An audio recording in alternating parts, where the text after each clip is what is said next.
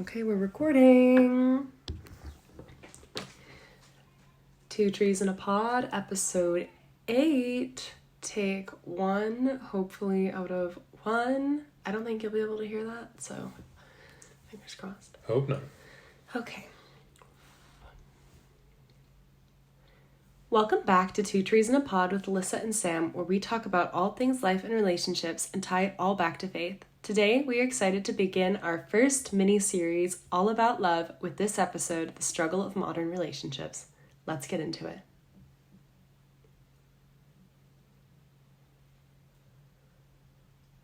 So, fun to start with, little warm-up. We thought we'd share some little mini updates on what's been going on in our life because we're talking about relationships that are modern and we are in a modern relationship. So, Sam, would you like to go first? We're starting it off with some awesome news. My unemployment arc is coming to an end. I have officially signed a job offer and I will be beginning my journey back into the workforce over the next couple weeks. So it's still have plenty of time to dedicate and record all these podcast episodes, but I will now spend 40 hours a week working an actual real job. So it's exciting to see what's next and some clarity from God's plan on what we're doing next. Yeah, so we've been praying for, I guess that's a praise we would want to share because we've been praying for clarity and for a job for Sam for a long time. Even since before he left his old one, we wanted clarity on next steps because we knew that the time was short with the previous job due to our location change. But praise the Lord is all we have to say about that, I think. And it's in New Hampshire, so I guess that's another little update. We will be staying here for an undetermined amount of time. Trying to re-sign the lease, stay here another year. Yeah. Live free or die. Live free or die is right. We will be staying here indefinitely until God takes us elsewhere. Or if he ever does. But I think we're happy about that, right? I can't complain. I like it up here. Yeah. A little cold right now, but... But hey, today we went outside and we played pickleball with some friends. So it's not that cold. Sometimes it's warmer, but... Could be worse. There was snow on the ground. But anyways, I guess updates on my end of things. I don't really have any other than I'm a little out of it again because I am sick again. So something I have learned that now that I am in childcare and that I work in childcare, I am going to just be sick all of the time. So this has been a hard reality for me, but it's okay. I'm just going to be sick all the time. So bear with my mental state. I'm on the end of it, but I'm still a little loopy. I've got like sick brain. But anyways, I got my hot tea and we're ready to jump into this episode. Oh yeah. So I think we wanted to start with a little disclaimer. We're not really going to be sharing like too much advice in this episode. It's more so going to be like a discussion. Yeah, just opinions going back and forth. So we do love this topic and we talk about this to each other all the time. So this is just basically a recording of that. And we are not relationship experts, though we are very proud of the relationship that we have. So we might be using ourselves as examples. We're not perfect by any means, but I think out of everything in life, this is something we do pretty well. So we are both in our first relationship. So we are both 1 for 1. Which, I don't know if that... Some people think that would mean, oh, you guys got lucky. Some would say you don't have experience. Others would say, oh, batting 1,000. You're playing perfect. Keep it up. Yeah, we're both hitting 1,000, which is great. So, I mean, aside from like a middle school relationship here or there. But, you know, I was a hot commodity in middle school. Speak for yourself. So... I am speaking for myself, and I would just like everyone to know that that was a lie. I was not a hot commodity in middle school. It was because you were 6 foot at age 10. It is because okay. I was 6 foot at age 10. Me too. Yes. So, anyways, the reason this is our opener episode to our mini-series about love is because I don't know if you know this statistic, But the average relationship nowadays only lasts 2 years. Most couples split up around the 7-month mark. And this is kind of like a very discouraging stat. So why has this changed? There's a million reasons. It's not just because, the world's going to hell in a handbasket, like like a lot of people like to say. Not calling out any specific generation there. Totally, not at all. But there's other things going on too. Like, dating has become a much bigger thing than it ever was before. People date sometimes for like 10 years now and until they get married. And not saying that marriage is for everybody, but like, I don't know if it's just me, but like, why date for that long without, like, just get married? I mean, people could probably, a lot of people who meet, say they're late 20s, early 30s, boom, like my parents, they were married within 6 months, or engaged within 6 months of knowing each other. We've been dating over 4.5 years. We're going to be engaged for another 1.5 years before we get married. I definitely think it's a different mental state of where you're going from, are we getting married, or are we just sticking around dating, seeing where this goes? Dating ends, going into a relationship, when you start dating, it ends one of two ways. You either break up or you get married. I think today's time, people don't go into relationships with that kind of mindset. At least not all the time. Yeah, they don't start dating someone thinking, okay, I'm going to marry this person or I'm going to break up with this person. They go into it saying, well, this will be an experience. Let's see how this goes. And I think the kind of intention behind dating is a reason that relationships are shorter and shorter, because people don't truly know what they want or know what to expect or have things that they're looking for specifically. And I don't know if it's necessarily a bad intention when you go into dating, right? It's just, at least from my observations, as a young adult in 2024, people don't go into relationships like, I'm going into this to break up, right? Because Sam said earlier, you either get married or you break up, right? So I don't think people are going into it with the expectation of the latter, but maybe it's a lack of intention with dating, a lack of intentional dating. Like, it's not, I'm out there looking for my wife, I'm out there looking for my husband. It's, yeah, I'm just gonna, talk to so-and-so and, do the whole situationship thing for a while. Maybe it'll turn into a boyfriend-girlfriend thing. And then who knows? It's a very go-with-the-flow attitude, and that's not necessarily negative. However, I do think it's a strong contributing factor to the reason why relationships don't last as long. And situationships are their own conversation, but both of us are anti-situationship. Like, pretty strongly. I think that's like one of the strongest stances I have, is like, I don't know, like, why even? But anyways, Sam, would you like to shift our gears here? We can shift it right into expectations. Why people want what they want, why they're going to relationships with these mentalities. I think a really big factor is social media. You basically have an online dating catalog of every single person trying to show their life's highlights. And that's the representation of yourself that you put off to the world. I know going through college, if you started talking with someone and they didn't have a social media profile that was... It was a red flag. It was, this person, like, who are they? Do they even exist?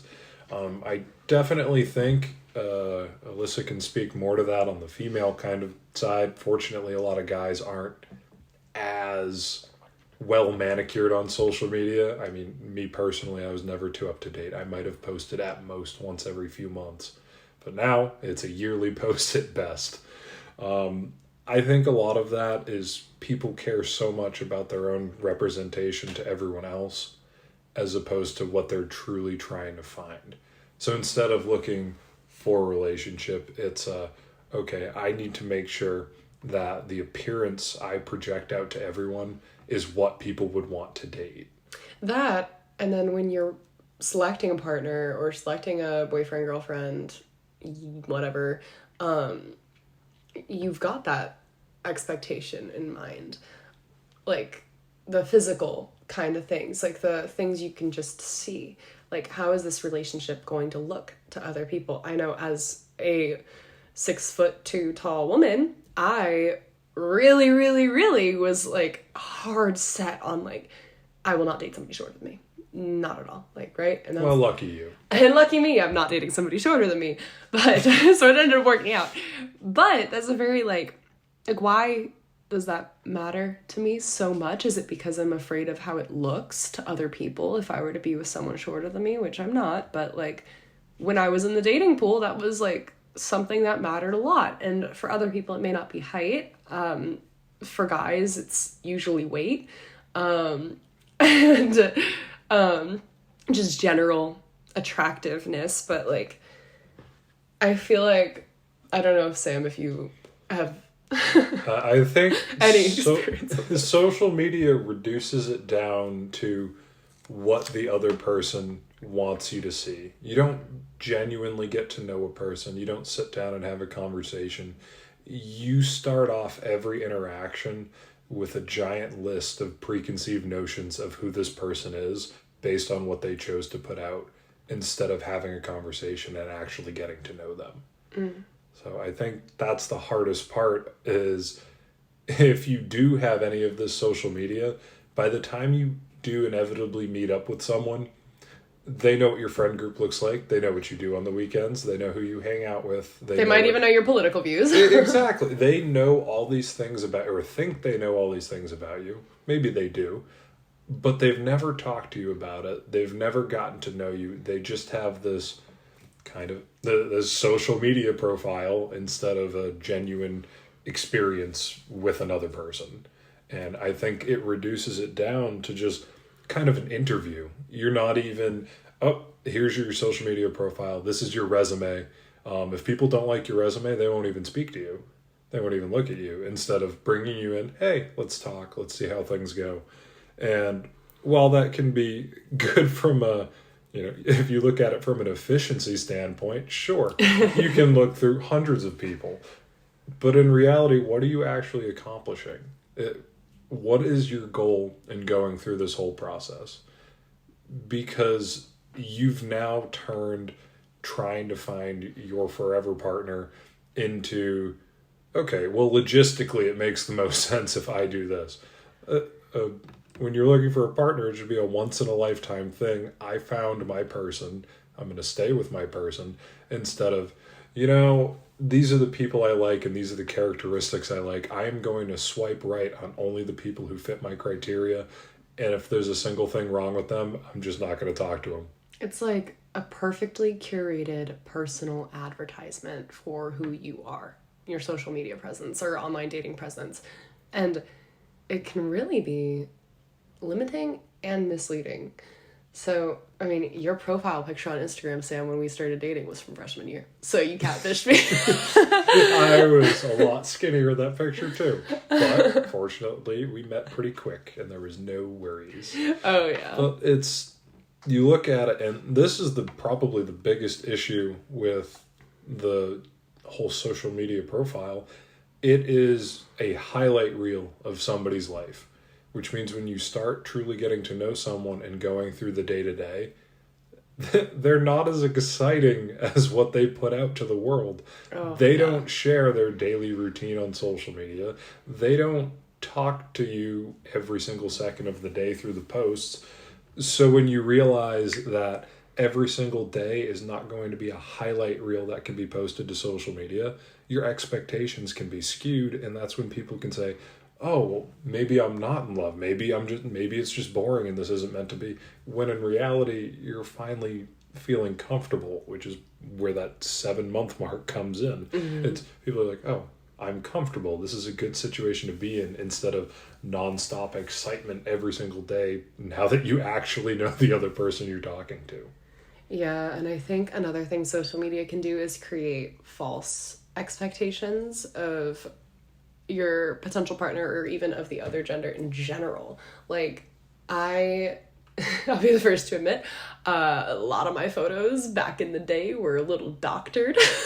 Not to an extreme extent, but like, I'd wipe away a little pimple here or there if I was gonna post it, you know? And then not only would that kind of create a false expectation about like who I am when I meet somebody, but I would feel a little bit more insecure seeing people in person, because I felt like my online presence was like this perfectly curated thing.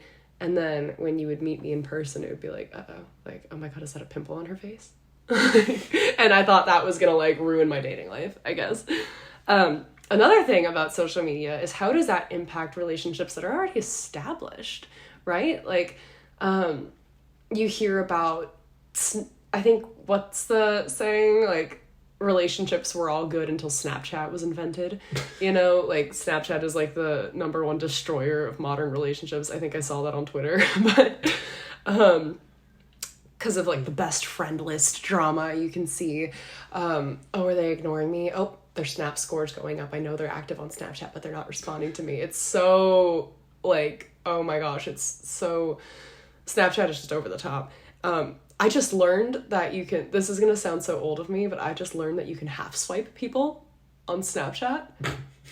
Like, so, like, a big problem with online dating is, or not online dating, modern dating, is that a lot of it is online. Even if you didn't meet online, or if you're, that's just how you communicate these days, is through Snapchat, through text, through DM. And with that, I feel like it adds this whole other layer of drama. Like, oh, he half swiped me, like, oh, like, it's just, it's a lot. It never made sense to me. That's why I was single the whole time. So. Or, oh, I think I caught my boyfriend liking so-and-so's pictures on Instagram. I don't know what this means for us. Like, there's a whole different layer that is just completely debased from reality in actual human interaction. It's almost dystopian. Because what's the male argument then for liking bikini pictures? Oh, I just like all the pictures that are on my feed. And then what's the female argument? Well, you shouldn't be liking bikini photos of girls online. Which is like, yeah, both sides. Like, I scroll all the time when I have Instagram and just double tap whatever comes up, right? So I do get that aspect. But then I also, like, if I saw someone's bikini picture and it was, like, liked by Sam Sargent, I would be like, for real? Like, are you for real right now? It would be extra concerning, seeing as how I don't use Instagram. Yes, especially with you. Because I would be like, he opened Instagram, found this picture, and double tapped it. Like, that had to be so out of his way. But yeah, so there's a whole nother thing with social media that brings out this, like, we talk about infidelity. And infidelity in a traditional sense is having physical relationships with somebody else. But all this online stuff opens up a whole other category of infidelity, because it's so easy to emotionally cheat on your partner. It is so easy to, I mean, it's not easy to do that, but like, the access is there, you know, like, you could just open Instagram and DM someone, open Snapchat and DM an ex, or what do you call on Snapchat when you like text somebody? Snap. You just snap. Well, is that the picture or is that the message? I don't know. You're old. I'm so old, guys. Like, I just learned that apparently half swiping has been a thing for a while, and I just learned about it. Even I knew that. You knew that? Well, you no, you don't. The way you're looking at me, you just learned that now. I learned that because of my teammates, because they're youthful and okay. Anyways, I'm 22. I'm not that old. Roles and expectations. Let's shift gears from social media, because we obviously know social. I'm sorry, guys. Social media is not the best for relationships, but it's got its positives. Roles and expectations. There are burdens that society has placed on both men and women, and with major culture shifts happening, I guess almost 30 years ago, in the 50s, That's not 30 years ago, is it? That's 70 years ago. It's a little more than 30 years ago. I'll tell my Business mom. major. I'll tell my parents how they feel about me thinking the 50s were 30 years ago. What year were you guys born in? Like 1920? Anyways. So there's definitely like these polar opposites for gender roles, right? And I think we're actually going to start talking about this at church soon, which will be interesting, and we'll have to bring it back up again because of that. But like from the female perspective and the male perspective, what is kind of expected of me? How am I supposed to behave in society, in the dating scene, inside of a relationship, as a single person who's not looking? What does that look like? It's changed so drastically. As a guy, I feel the need, and I've been raised where, I need to be the breadwinner, I need to be the society, I need to be the provider. It's insane. Right now, if you come out of college with a normal degree, and like I came out with a good degree, I came out with a good job, it paid me just enough to get my student loans paid every month and pay the rent and go out to eat a couple times. We could never start a family, raise a kid, buy a house. All of that is completely unobtainable on your solo with income. a standard solo income. I still feel that drive to be the breadwinner, be the provider. I started my own company. I do a million side hustles. I do all of these things on the side to try and fulfill this.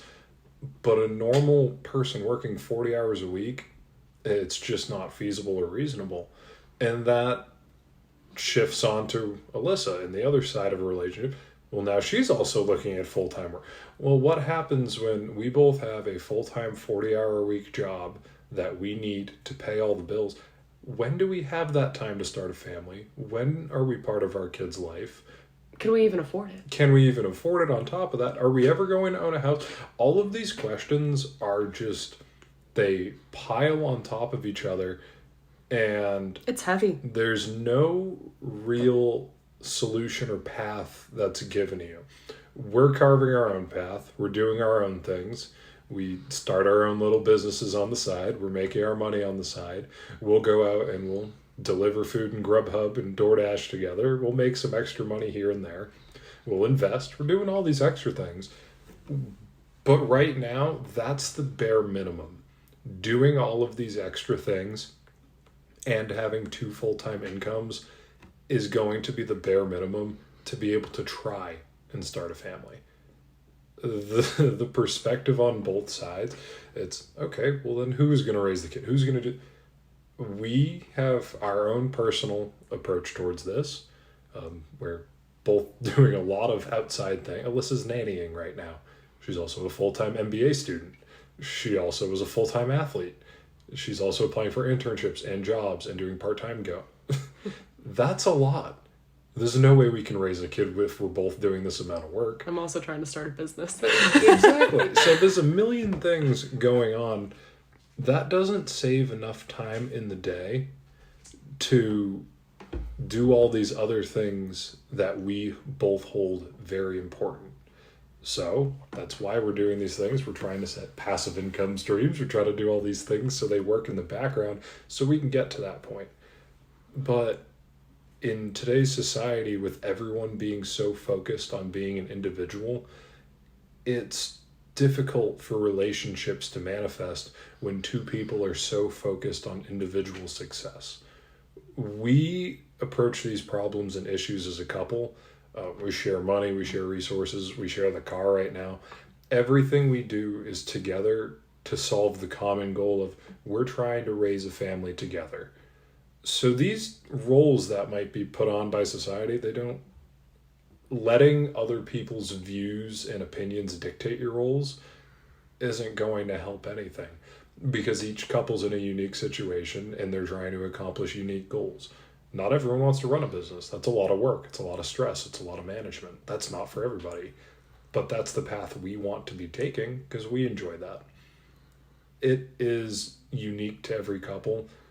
But if it's 2 individuals trying to work together, it's not going to work.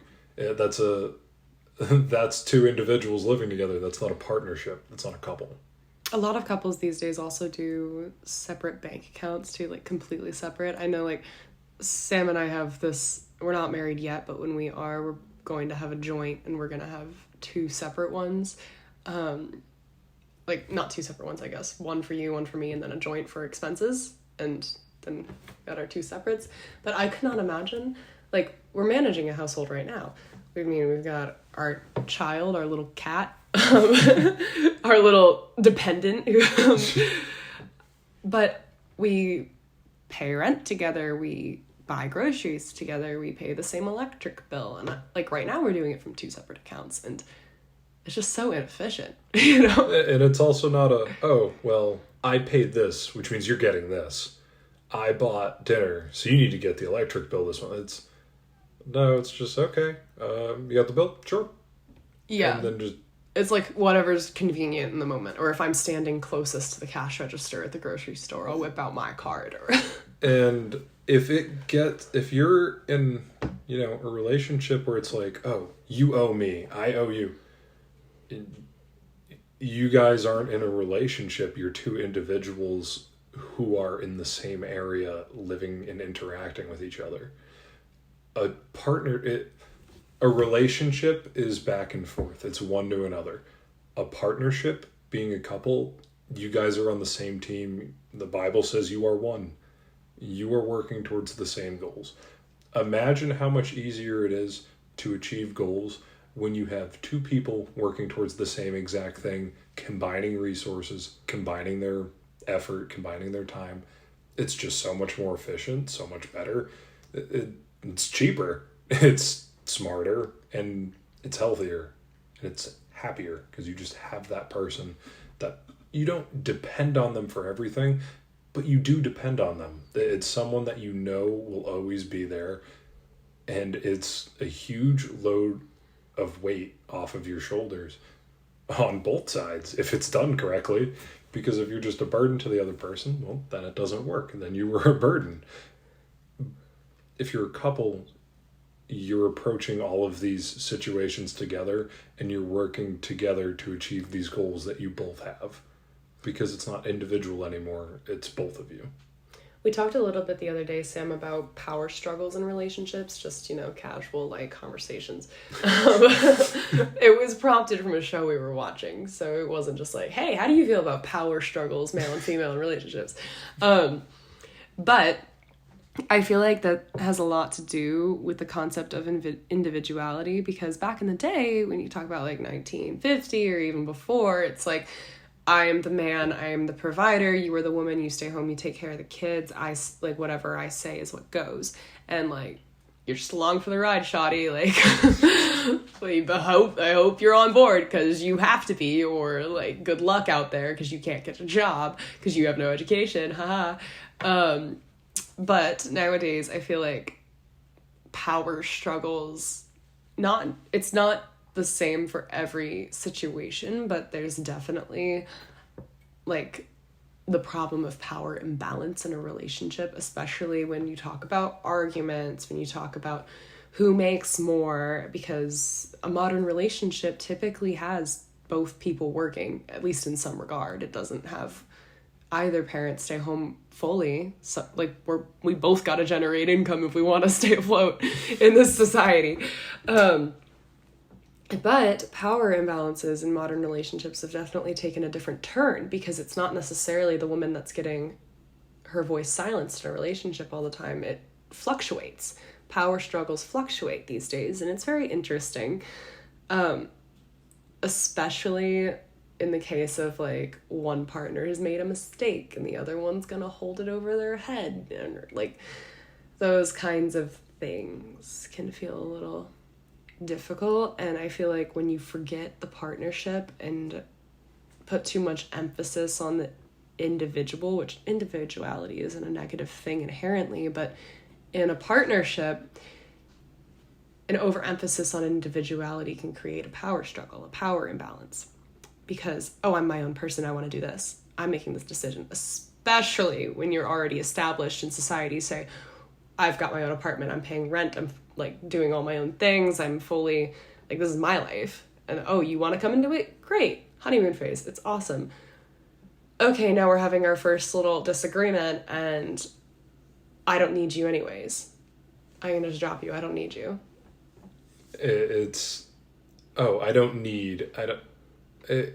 You do need someone else. Humans are meant to be together. Humans need other humans.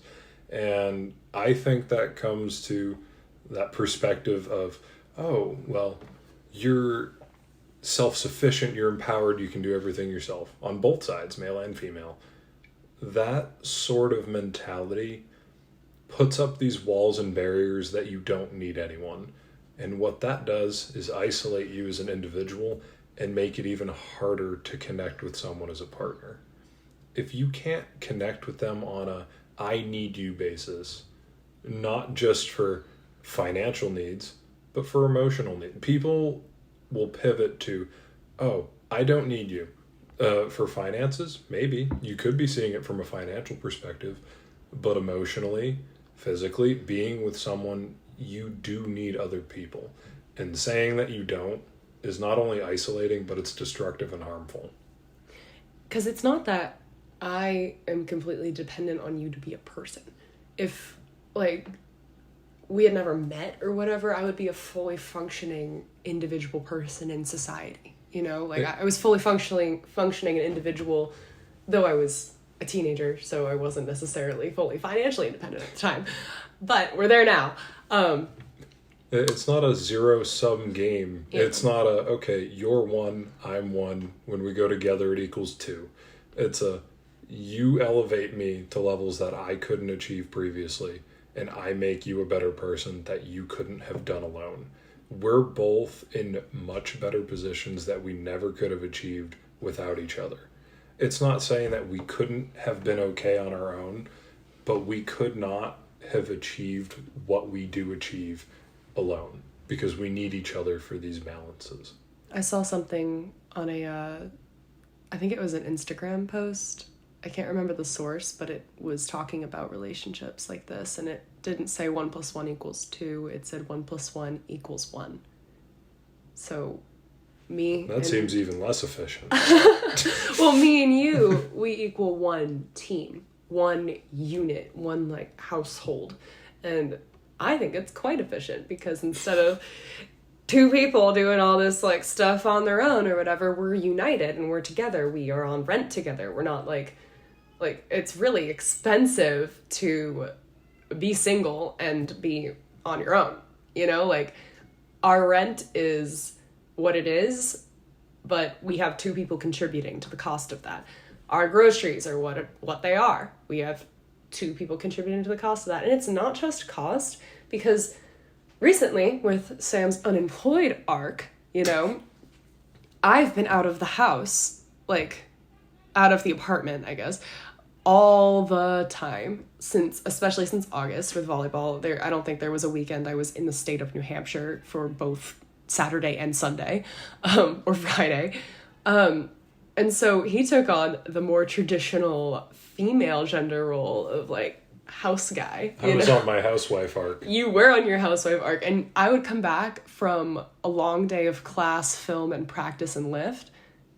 And you know what I would come home to? A clean apartment and a home-cooked meal. And that was amazing. But that was just the way our role had shifted at the time. And because there's times in our relationship where that's what I provide for you. And it's not necessarily that I'm providing for you, I'm providing for us. And because you're picking up the slack that I couldn't necessarily do because of my commitments. I'm outside of the house all the time. I don't have the time throughout the day to keep it as pristine and clean, or I don't have the time to go to the store and cook a beautiful meal from scratch. Like, you've gotten really into cooking lately. Those issues arise from, oh, well, Alyssa, you need to do the dishes and vacuum. I'll cook the meal and do it's okay, the apartment needs to be cleaned, the dishes need to be done, and we need to have a meal. Well, you're busy. I'm not. I'm going to do that. At some point, I'm going to be busy and you won't be busy. So you'll take over. So it's not a, you have to do this, I have to do this. It's a, these things need to get done. how does this get done the most efficient with both of our schedules and time? So when all of these things, this includes life goals, savings, what you're trying to accomplish, it's not a, well, you need to do this and I need to do that. It's a, this needs to get accomplished. How can we make this happen?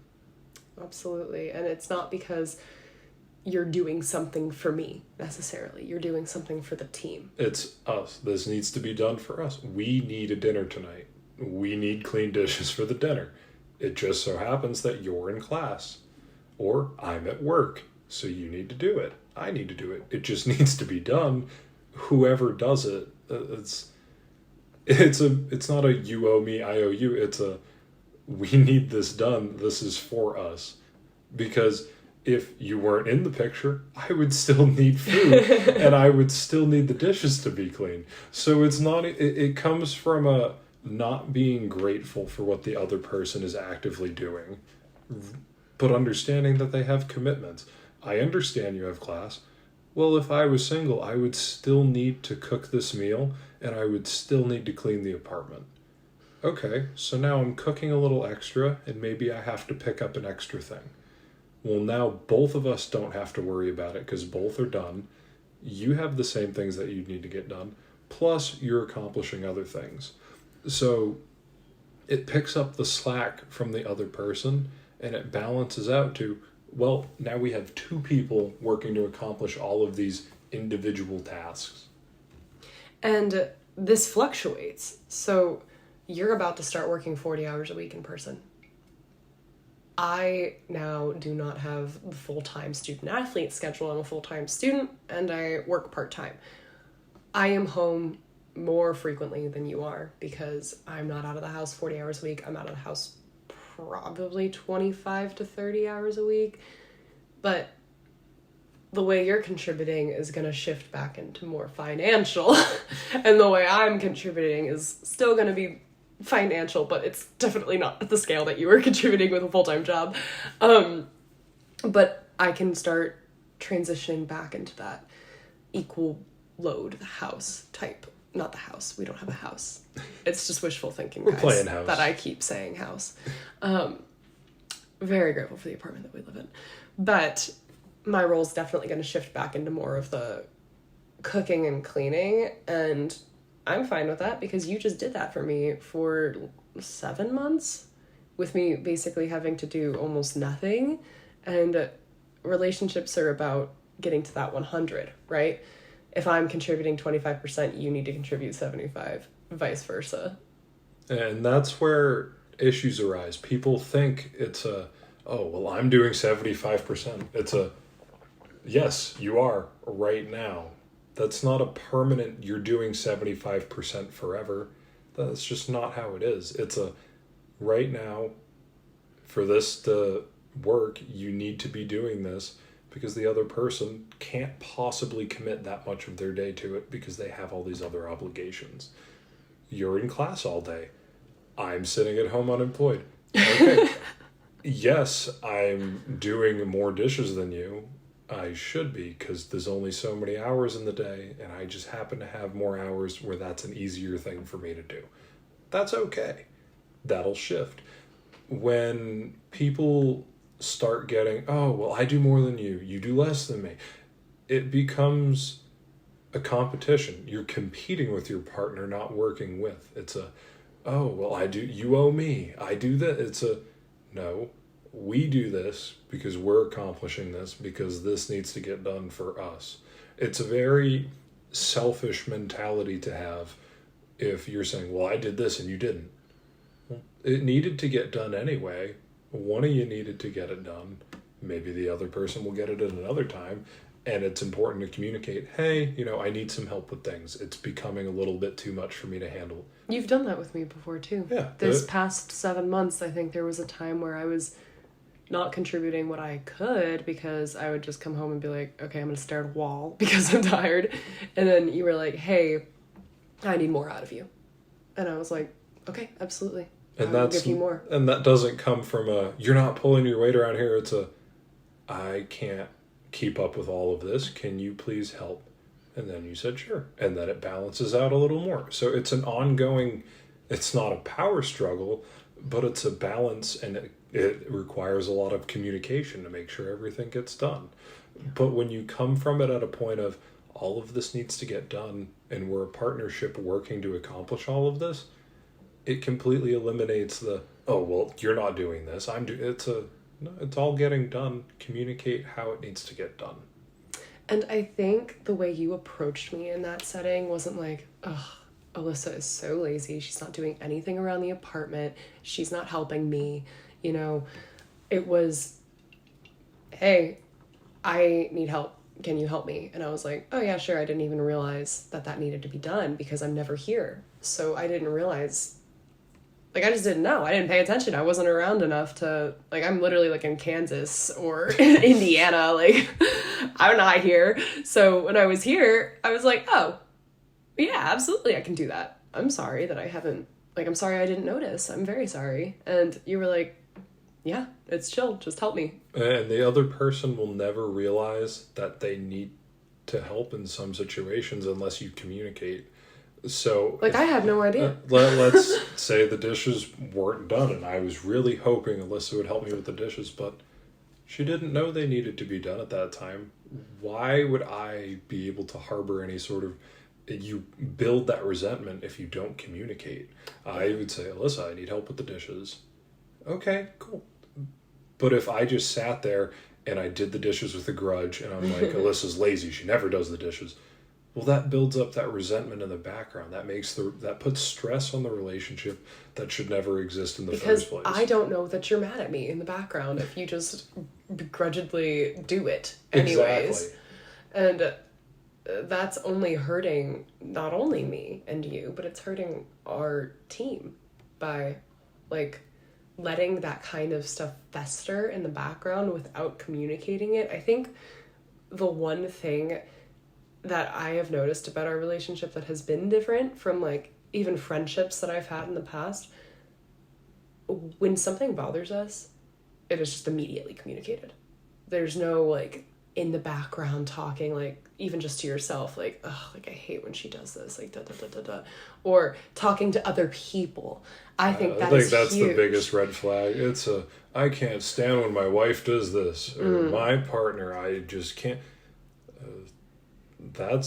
That is probably the number one red flag of how a relationship is talking negatively about the person you are with. Yeah, going to other people. Going to another person. Oh, you would not believe what I got to put up with at home. Like, that's okay. Well, if you have to talk to other people about it before your partner, then there's some real communication issues that need to be fixed. And there's a difference between looking for advice, maybe if you know somebody, like a friend who has gone through something similar, but you know the difference between advice and venting. I am of the belief, and I think you are too, that you should not be venting about your partner to other people. Yeah. And that is something that we have maintained throughout this entire relationship, at least to my knowledge. But at least to my knowledge, you haven't vented about me. I think my friends will back me up. Leave in the comments if you were one of Sam's friends and he has vented about me. And I don't know about it. No, I'm kidding. Anyways, I think that also stems from viewing yourself as overtly individual compared to being a member of a team. Because we're not two individuals, really. I mean, we've got our individual lives, we've got our individual interests, but the overarching theme, the overarching message of our lives is that we are a team. We are one unit. We are striving for the same goals.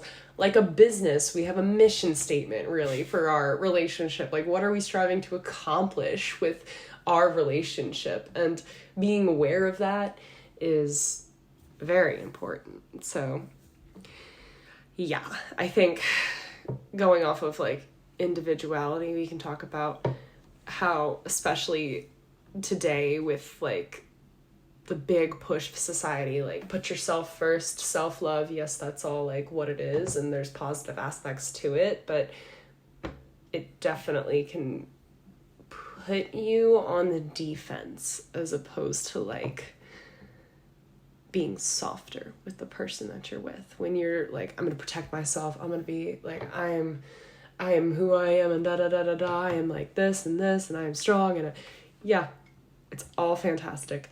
However, it is slightly combative.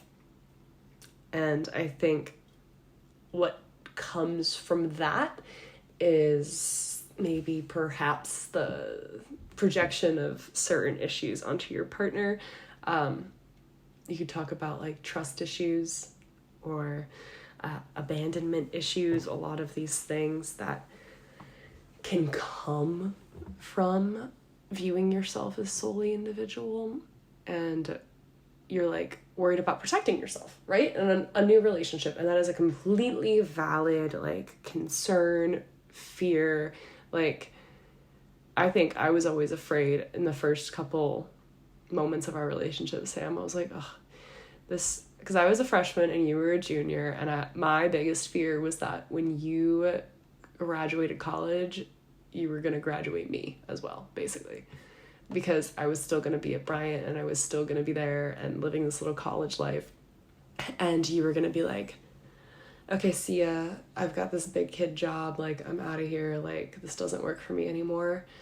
You definitely ease that fear very early on, which is why we are where we are. It's like, oh, Sam actually really enjoyed his time at college so much that he wanted to stay another couple years. Yes, so you did end up staying like 5 minutes away from Bryant to be close to me for, I guess 1 year was 20 minutes away, but for 2 years while I finished school. And then here you are following me again to school, and because I'm behind you academically in terms of years. And well, I guess now I'm ahead of you because I'm in a master's program.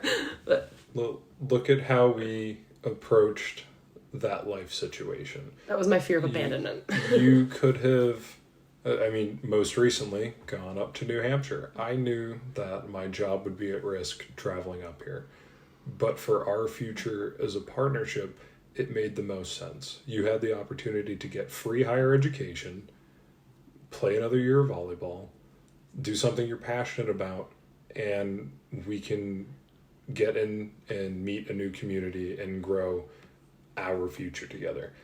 It would be, I mean, it's understandable where it could have been, selfish. Well, I don't want to move. I have a job down here in Rhode Island. That would have been protecting the individual. That would be an individual want of me saying, okay, well, I'm secure and stable right here. I'm not willing to let you do something because it impacts my individual safety or what I would feel safe in. But the reality is, you were given this opportunity that was so amazing. There is plenty of work that I could find with my career. Granted, it took a while, but now we're breathing a lot easier. But it was a risk. It's, if you were to come up to New Hampshire and I was to stay in Rhode Island, we're two individuals. Sure, we could say we're working towards the same goals, but are we really a couple working towards everything together? Why would we actively choose to separate and basically pursue individual lives and then just reconvene when it's convenient? Yeah. It's different. It's, oh, okay, well, for our relationship, it's going to make so much more sense if you have a master's degree and you pursue this. You could do pro volleyball. You could have more experience. You could start a business. You could develop your network. There's all these things that would be great for us, because if you succeed in any of this stuff, we succeed because this is our accomplishment. You did this thing. We did this thing. There's no you accomplishing all of this or me accomplishing all of that. It's a, we accomplished this as a couple. We moved up to New Hampshire. I didn't follow you. Though I like to say that. We chose that this was, that you could have declined the scholarship and not played another year of school and came right out and got a job and made money right off the bat. But would that have been the best decision for us? Because then we'd spend 40 hours apart every single week because 2 full-time jobs. No. What made the most sense for us and our goals was to come here together and do this together. Totally. And I think something that was very important in making that decision was prayer and was trusting God. And like, you weren't even fully Christian when we did that big leap, because we had to make that decision back in, I think I started the recruiting process in January? December, but I decided in January, and you weren't saved until, I think you were saved on March 31st. Yeah, but you told me on April Fool's Day, so I thought it was a prank. But anyways, I had to do a lot of prayer in the background for it, because I was like, I knew, like, we knew the risks, right? But I was the sole Christian in the matter, so God made it so easy for this to happen. The hard part was the risk of Sam's job. But the easy factor is that he provided financially for us through other ways in the time that Sam was unemployed. And knowing how he provided for us through all of that was like, just, that's why God's got to be in your relationship, guys. Like, we've done it without him. And it's a lot easier with. And it is a lot easier with him, because I imagine a lot of the anxiety that we felt about making the leap would have been taken away if we had him in it. And you're not really in a relationship with, if you can tell, we're transitioning into talking a little bit about faith. You're not meant to be in a relationship with just you and your partner. You're meant to be in a relationship with you, your partner, and God. God is like the center. He is like the top of your relationship. Yeah, and it's funny looking at modern relationships, how much of it revolves around dating, when the Bible quite literally says nothing about dating. It's a concept that just was not around at the time it was written. I also think it was intentional for eternity. Like, you're not meant to just date somebody for 20 years. You're meant to be in a committed marriage that is safe. And that being said, the Bible, it discusses relationships, but it's in the context of a marital commitment. And I think when you pivot back to dating, what are you dating for? You date to break up or date to get married. And why would you ever go into the relationship if the plan is to break up? So, biblically speaking, dating is not a bad thing. It just means when you do decide to go into that path, that you're committing to the person. This isn't an experiment. This isn't a test. It's I'm giving myself to this other person. This is, you're committing. So, yeah. You're committing to another person. There's no, I'm dating around. I'm dating for experience. It's taking all of these things at such a surface level and kind of disregarding the entire point of, I'm trying to find the person who I'm supposed to be with forever. And the Bible actually does, while it doesn't specifically talk about dating, it does have instructions on what a marriage should look like, and it has instructions, I guess not instructions, but it has direct statements on what love is and what love looks like. And I think, not to spoil agape for next week, but Jesus is the perfect example of love, and he is what the man in the relationship should be modeled after. What the female relationship should be modeled after is the church, the bride and the groom, right? We'll get into that next week, guys. But I thought we'd share, the classic wedding verse, 1 Corinthians 13, 4-8. Love is patient. Love is kind. Love does not envy or boast. It is not arrogant or rude. It does not insist on its own way. It is not irritable or resentful. It does not rejoice at wrongdoing, but rejoices with truth. So I think a lot of the things that we've touched on today have directly coincided with this exact verse. Love is patient and kind. I'm not pulling my weight around the apartment. Sam could easily come up to me and be like, you lazy piece of garbage, do the dishes, But who does that help? One. And two, he approached me with patience and with kindness and with understanding and was like, look, I know that you've got a lot going on, but I need help here. And I can't do this part alone and I need your help. And I could have been like, in response, you don't see what I'm doing all day. You don't know what I've got going on. I'm tired. I'm busy.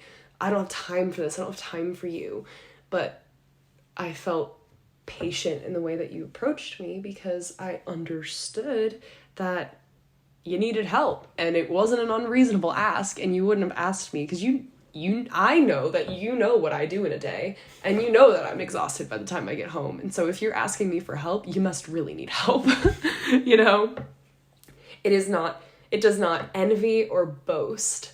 Now, envying and boasting in love, in a like partnership, I think is a little difficult to talk about. I feel like this is easier to talk about in the context of friendship, which is also another episode in the series coming up.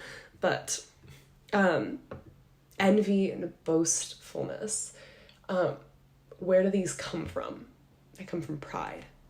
And pride is something you do have to kind of surrender a lot in a relationship, and it's not easy at times, especially because, like, if you feel like you're doing all this and your partner's not doing all that, that's pride, because you feel like, oh, I'm all this and they're just not doing enough. And I always do the dishes. I'm the better partner. You know? Exactly. And really, like, is that making you a better partner by always doing the dishes? And what are you ignoring that your partner is doing by putting yourself on this pedestal for always doing the dishes?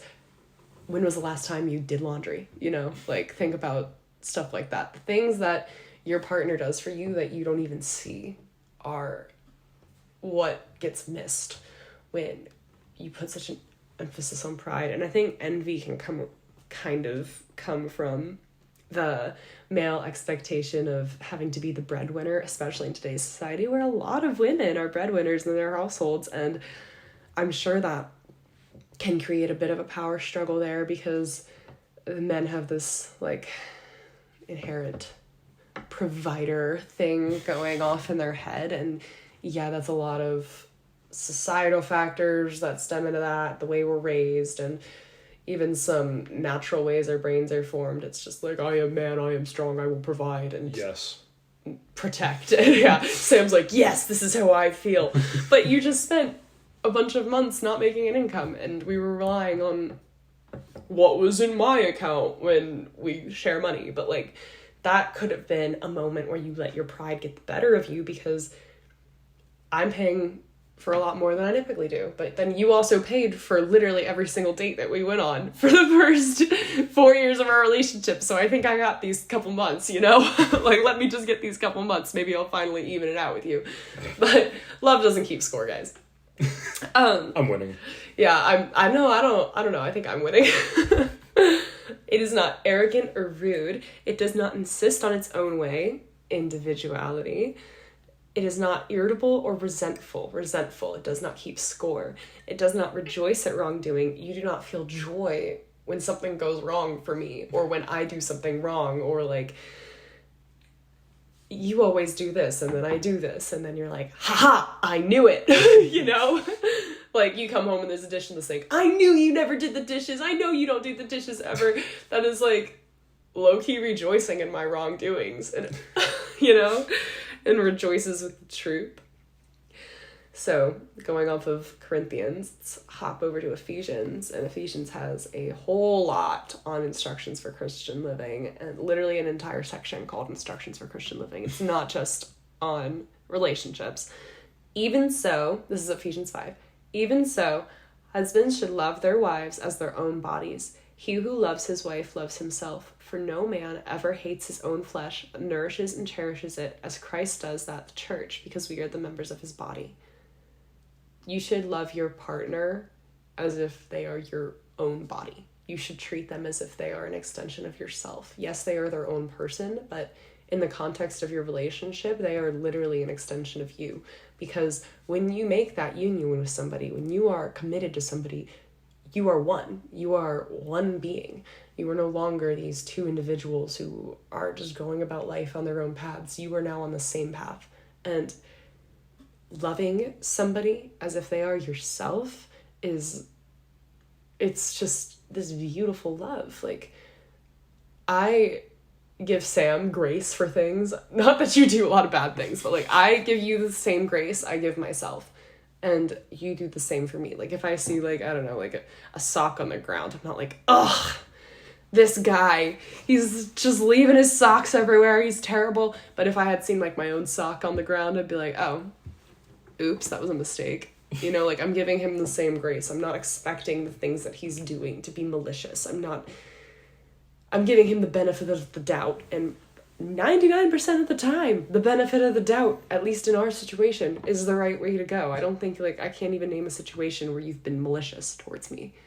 And it's not, oh, Sam's throwing his laundry everywhere, so Alyssa has to pick it up. It's he was probably just in a rush, got back from the gym, tossed it there. Had somewhere to go after, you know, and, like, not that that's, like, a consistent problem for us. I think I'm the slob here, but, like, I'm looking around our room right now, and I'm like, ooh, like, Sam's got, like, what is that over there? A belt. A belt, and then I've got a blanket, a backpack, 2 water bottles, a purse. But who's keeping count? But love doesn't keep score, guys. Me over here arguing, love does not keep score when I'm the one who would probably be losing the score. I'm not keeping score. Yeah, let's just say, thank the Lord Almighty, you do not keep score, because I would lose. I would lose greatly, especially recently. You know what? I'll get you back, though, when you go into the office. I'll make at least 1 meal a week. That's what I can commit to. Lucky me. Oh, yeah. You better feel lucky over there. So, where do we go from here? We talked a lot about what is wrong with relationships today. Yeah.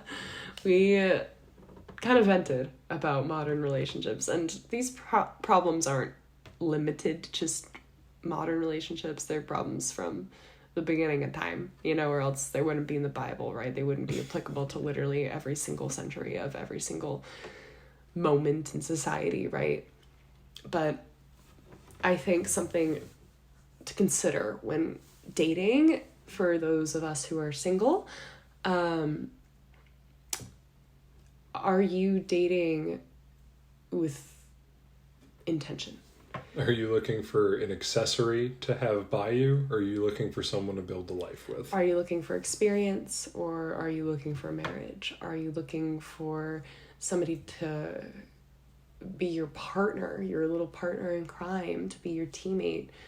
Or is it just not intentional, you know? Because it's definitely most often not of malintent, it's of lack of intent. Because it's not, oh, I'm dating to break up, you know? I'm going to date this person, I'm just probably going to dump them. I don't think the majority of us go into a relationship like that. But dating with intention. And it's difficult to do that when you are in a society that prioritizes things being quick, easy, done fast, you know? Like revolving door relationships, you know? Like that is so common, especially with situationships, because what's the case with situationships? You probably got like 5 going on at the same time, you know? And approaching dating with longevity in mind, because I think like you can talk about hookup culture, which I wouldn't really consider dating, but approaching dating from just like a lackadaisical attitude, I think is a disservice to what you could have. It's a disservice to yourself, and it's not just a disservice to the people that you're dating, it's a disservice to yourself. And it is so challenging when that is the way a lot of people who are in the dating pool act. So that's probably what you're experiencing a lot of the time when you go on dates. And for people who are already in relationships, it's remembering that you are no longer your own person. You know, like you're your own person, but you are just as much your partner's person now that you are in a relationship. And of course, keeping God at the center of your relationship, because he has laid out the most beautiful image of what a relationship should look like. And check out the Bible for, I recommend Corinthians and Ephesians. And if you want to learn more about love, check out John. Not the gospel, I guess, yeah, the gospel, but also the letters. But We think the thing that is missing from these relationships in society is agape love. And we're just going to leave it there. Because next week, we'll be talking all about agape love. So through all of this, we think that agape is the solution, basically. We've got the problem, and now we've got the solution. The biblically backed solution. True. So in closing, we hope you found this discussion on modern relationships to be relatable, or at least a little bit intriguing. Alyssa and I clearly have a ton of experience, both being on our first relationship with not much experience in the other stuff, which is pretty fun. As you can tell, we love the topic. We talk about it a little bit too much. Pretty sure that's what everyone does when they think they're good at something. No idea if we're good at something, but we feel like we're good at something, so we're going to act like experts on the matter. Next week on Two Trees in a Pod, continuing our mini-series all about love, we'll be discussing agape and going a little bit deeper into what agape is, the biblical meaning of agape, how Jesus showed agape love, and even more. Have a great week and stay blessed. See you guys.